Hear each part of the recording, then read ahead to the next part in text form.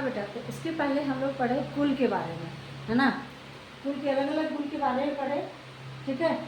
जैसे सोलेनेसी कुल पढ़े हम लोग, है ना। हम लोग फेलिडी कुल पढ़े। अब उसके बाद जो हम लोगों का जो चौथा टर्म है वो है आपका गण का। गण को हम लोग कहते हैं इंग्लिश में ऑर्डर। गण को हम लोग क्या कहते हैं इंग्लिश में? ऑर्डर। ये ऑर्डर जो है वो आपका वर्गीकी पदानुक्रम यानी कि हायरार्की ऑफ टेक्सोनॉमी कह सकते हैं या हायरार्की ऑफ क्लासिफिकेशन, इसका चौथा टर्म है, फोर्थ टर्म है, ठीक है। इसमें क्या होता है आपका, देखिए यह वर्गीकी पदानुक्रम का चौथा पद है। कौन सा पद है? चौथा पद है। जैसे अभी जस्ट थोड़ा देर पहले हम आपको बताएं इसमें क्या क्या होता है, पहले उसको हम लोग पॉइंट आउट करते हैं। हम लोग सारे पॉइंट को स्टार दे देकर इसलिए बनाए हैं ताकि ये ऑब्जेक्टिव क्वेश्चन के तौर पे आपको ये मिल रहा है कहीं भी।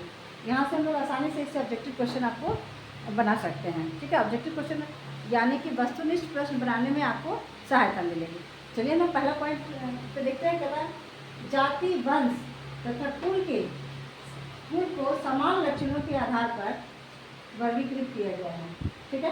यानी जाति, वंश और कुल, इनमें जो है लक्षणों की बहुत समानता पाई जाती है और उन्हीं के आधार पर जो है इनको वर्गीकृत किया गया था। लेकिन गण में क्या है, आइए जानते हैं गण में क्या है। कहते हैं गण की पहचान जो है लक्षणों के समूह के आधार पर किया जाता है।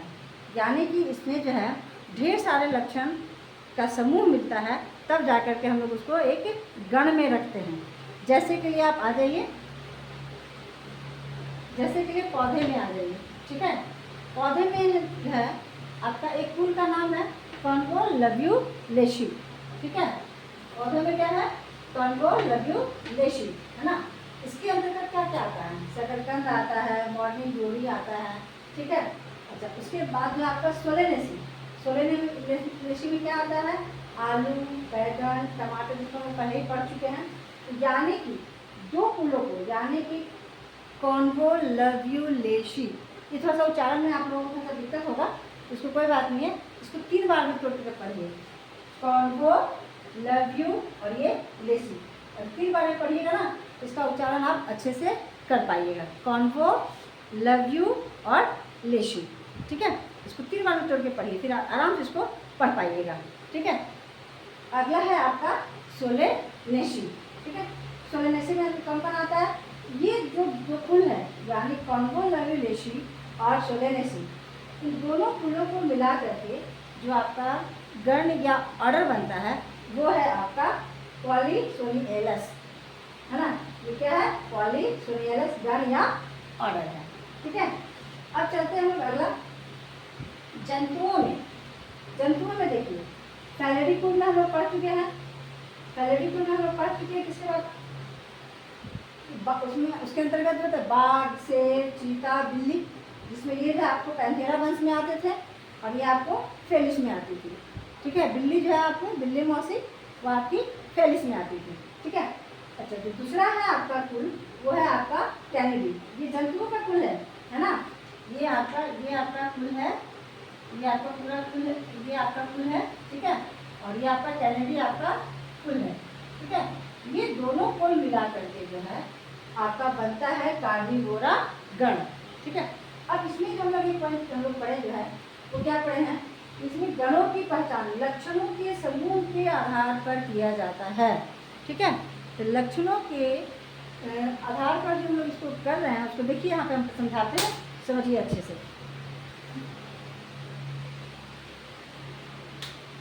जैसे कि आ जाइए आप फैलिडी में, बाघ, शेर, चीता और बिल्ली, इनमें कौन कौन से लक्षण जो है एक जैसे हैं? सबसे पहला लक्षण, तीनों सभी का शरीर का बनावट एक जैसा होता है। भला ही बिल्ली का छोटा होता है लेकिन बनावट उसी तरीके का होता है, ठीक है।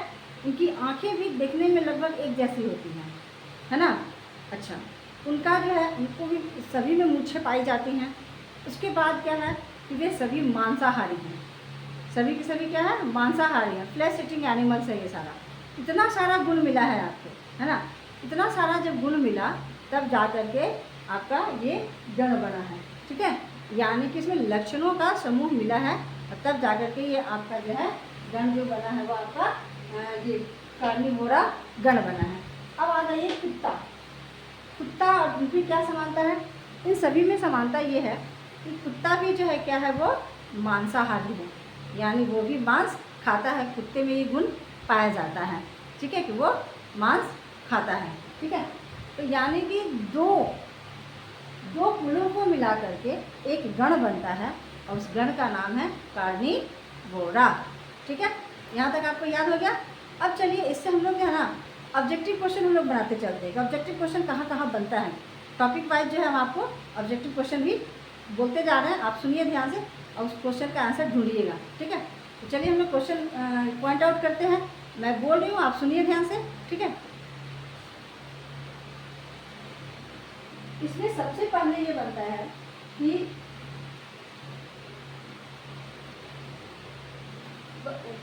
गण जो है वो वर्गीकरण का कौन सा पद है। गण वर्गीकरण का कौन सा पद है, बताइए आप लोग इसका आंसर। इसका आंसर क्या होगा, चौथा पद है, ठीक है। उसके बाद जो अगला क्वेश्चन है, चलिए इसको हम लोग क्यों ना हम लोग लिख लें, इसको जितना भी क्वेश्चन बनता है उसको हम लोग लिख लेते हैं।